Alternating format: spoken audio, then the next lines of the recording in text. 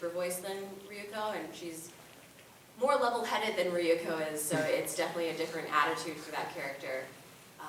But yeah, I've really been enjoying her because I don't get to play a lot of characters that are as cool as Haruka, so I'm really excited to do more at some point. We're on a break right now because we finished Sailor Moon S months ago, and it's finally coming out in November.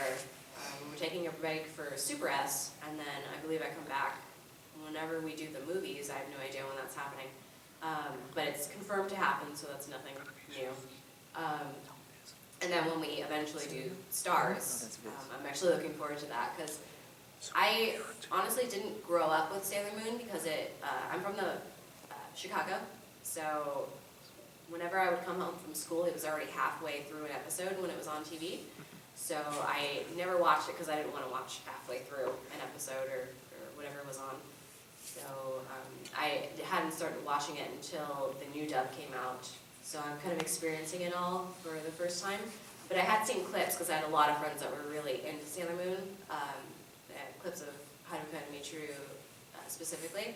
And I like a lot of the clips I've seen where Haruka gets really jealous over like Seiya in regards to Michiru. So I'm really excited to record that stuff. So I hope I get to do it sooner than later. Getting a bit role in as Corbin in Dustin Elysian Tale. I don't know if anybody knows this game. Anybody? Yeah, I did an indie game called Dustin Elysian Tale a while back. That was probably one of my first paid gigs that I'd ever done. If you haven't played it, it's on Xbox, PS4. it's on Steam. It's on PS4 now.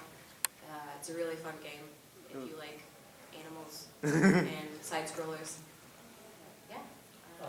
When you got to be Pac-Man, did you ever like just random question, but like do they give you copies of the game since you did the voice for him?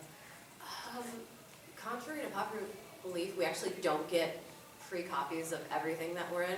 Especially video games. I've never gotten a free copy of a video game as far as I can remember. So I go out and buy them myself. So I own a copy of Pac-Man and the Ghostly Adventures. But luckily I work with Aniplex a lot for anime, and they tend to give me, if you're a lead character, they tend to give you the box sets, which is really cool of them. Do you get recognized in public sometimes? Not often. When you shop or something? No. I went to a Kingdom Hearts launch event one day in Burbank when the 2.5 Final Mix, whatever, was coming out. I don't even know anymore, Kingdom Hearts. But I happened to be wearing my Ryuko jacket at the time, and there was this other guy that was wearing a Ryuko jacket, and he was like, we eventually collided, or not collided, we didn't run into each other. We talked to each other at one point, and he was saying he was trying to like avoid me because we were wearing the same jacket, and he thought it was kind of weird. But then he found out who I was, and he was like really excited. So that's cool. yeah, but it doesn't happen too much. I don't think most people know what I look like, so it's probably a good thing. I wouldn't want to be like mobbed while I'm shopping for toilet paper or something like that. But it's nice you're a celebrity at least, In certain realms. You get what I mean. Yeah, it's a good feeling though. Like I don't do it to be famous or to be popular. Like I just really like making people happy, and that's why I've been doing so many conventions. Will there be a Pac-Man 3? I have no idea. It'd be cool. I'd love to work on another Pac-Man game. Those are really fun. Did you ever play the old ones? I'm sorry.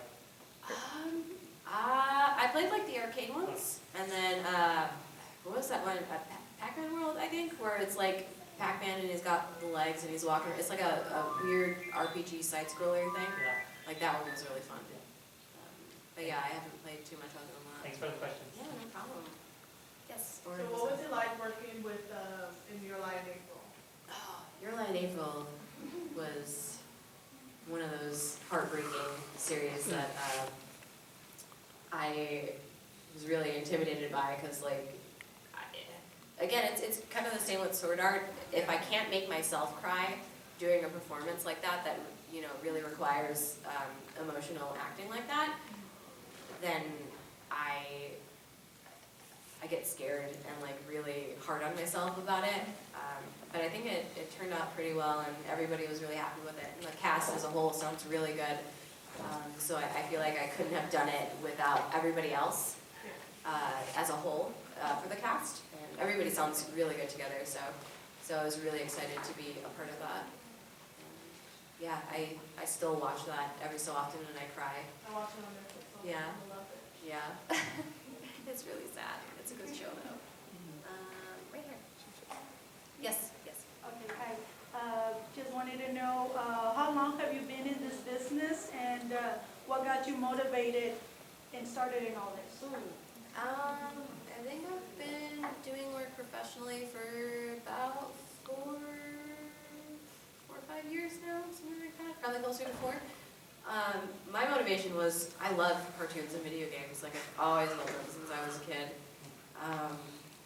And it's kind of like once you get to realize that there are people doing these voices and they do like multiple voices and different things that you've heard, it's kind of like, whoa, that's cool, like people get paid to do this, like this is an actual job. So at some point, I think around the time, I want to say when Final Fantasy X came out, that was like one of the first big video games with full voiceover in the story, for the most part. And after that, I started looking up voiceover on the internet and found, web forums where other people were also interested in voiceover and would record their own voices and pretend to be like their favorite characters from games and shows. So I kind of got involved with that community for a while, just for fun. It was just a little hobby thing that I did when I was like 13 years old.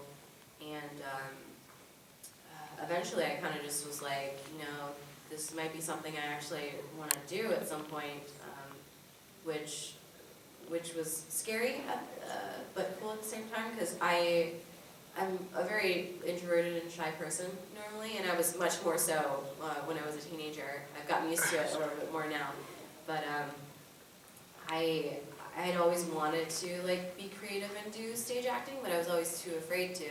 So I was very hesitant to join plays or like, take acting classes in school. But I eventually pushed myself to do it because I was like, you know what, this is something I want to do, so I'm going to try the best I can to do it.